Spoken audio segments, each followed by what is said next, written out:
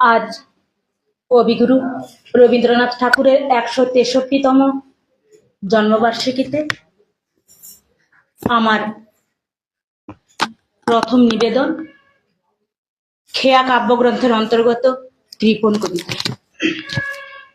আমি ভিক্ষা করে ফিরিতেছিলেন গ্রামের পথে পথে, তুমি তখন চলেছিলে তোমার স্বর্ণরথে। অপূর্ব এক স্বপ্ন সম লাগতেছিল চক্ষে মম, কি বিচিত্র শোভা তোমার, কি বিচিত্র সাজ। আমি মনে ভাবতেছিলাম কি কোন মহারাজ। আজ শুভক্ষণে রাত পোহালো, ভেবেছিলাম তবে আজ আমারে দ্বারে দ্বারে ফিরতে নাহি হবে।